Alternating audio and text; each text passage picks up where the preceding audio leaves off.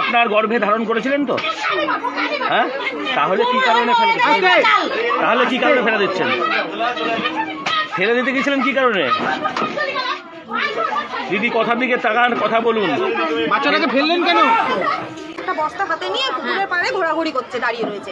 এবার আমরা পাশ দিয়ে দুজনে মিলে ওখানে পয়সা দিতে যাচ্ছিলাম সিমেন্ট বালির দোকানের ওখানে। তখন আমরা অত সন্দেহ করিনি, বাচ্চা এমনি তো দাঁড়িয়ে থাকতেই পারে, পুকুর পাড় আমাদের বিলের পাড়। তখন আমরা দুজন পেছন দিক দিয়ে আস্তে আস্তে দেখছি টুপ করে বস্তাটা ফেলে দিল।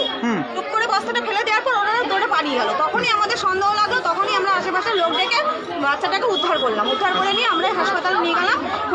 তো আপনারা শুনতে পাচ্ছেন যে কি অবস্থা, পৃথিবীর এইরকম অনেক অনেক জায়গায় এরকম ঘটনা ঘটছে যে একটা বাচ্চা শিশু, তার তো কোনো দোষ নেই, তাই না?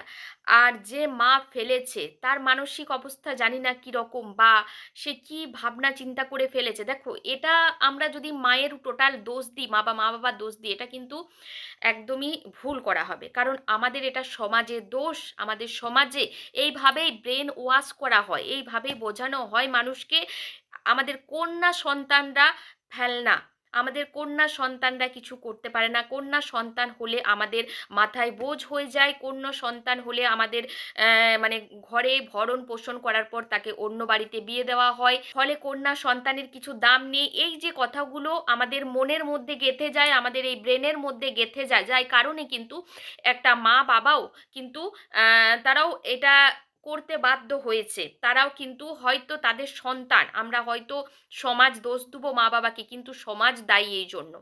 আমি বলবো সমাজ দায়ী। আপনারাও কমেন্ট করে জানিয়ে যাবেন যে আমি কতটা সঠিক বললাম।